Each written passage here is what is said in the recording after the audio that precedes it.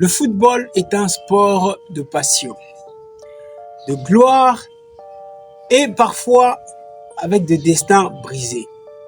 Certains joueurs sont des marathoniens, d'autres des étoiles filantes. Jason Mayele était une comète, un talent pur, né en République démocratique du Congo, qui a illuminé les pelouses de la France et de la Serie A en Italie. À 26 ans, il avait tout pour réussir.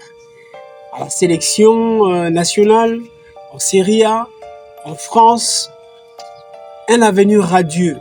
Mais le 2 mars 2002, le destin avait rendez-vous avec le numéro 30 du Chievo Vérone. Non pas sur un terrain, mais sur une autoroute. Bienvenue dans Destin brûlant sur Actu Sport. Aujourd'hui, nous plongeons dans l'histoire inachevée de Jason Mayele, un talent pur de Kinshasa à la retraite de son maillot numéro 30 de la Chievo Vérone. Voici les récits de Jason Mayele.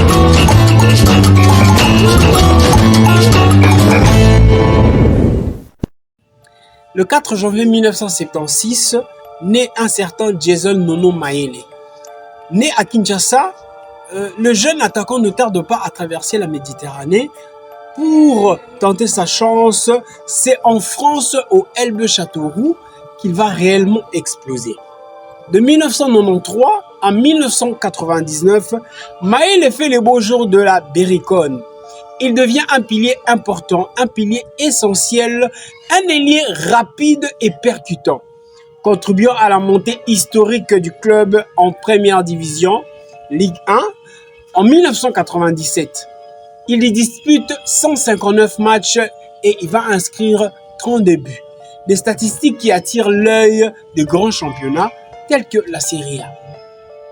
L'Italie l'appelle en 1999. Il rejoint la Cagliari Calcio. C'est le rêve de la Serie A. Pendant 2 saisons, il découvre l'exigence énorme d'un championnat rude, d'un championnat percutant, d'un championnat vraiment très grand. Mais c'est en 2001, avec son transfert au Chievo Vérone, qu'il retrouve la pleine lumière. Le Chievo, c'est l'équipe sensation de la saison 2001-2002.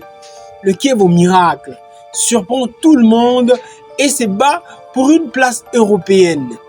Mayele est là pour apporter sa vitesse en attaque. Parallèlement, il porte fièrement le maillot de la RDC.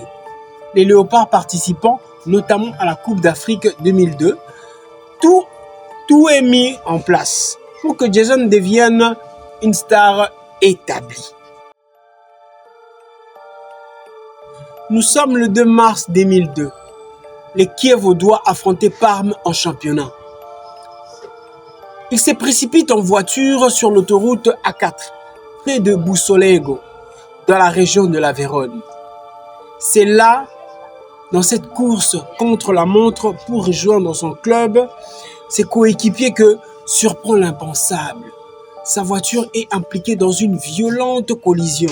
L'hélicoptère du club en urgence l'amène à l'hôpital. Jason Mayele succombe à ses blessures quelques heures plus tard. Il n'avait que 26 ans. La nouvelle frappe le monde du football de plein fouet. L'équipe du Chievo, sous le choc, reporte son match.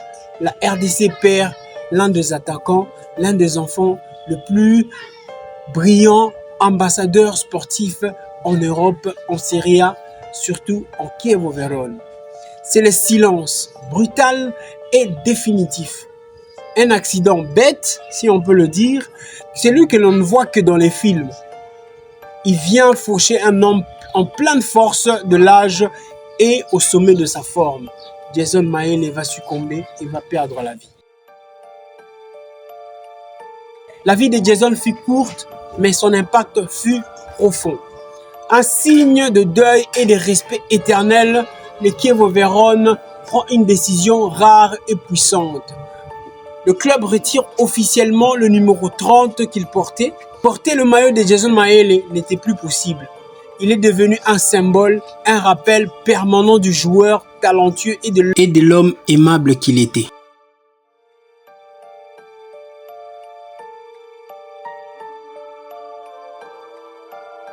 Aujourd'hui, on se souvient de lui non seulement pour ses buts et ses dribbles, mais pour cette aura de promesses non tenues.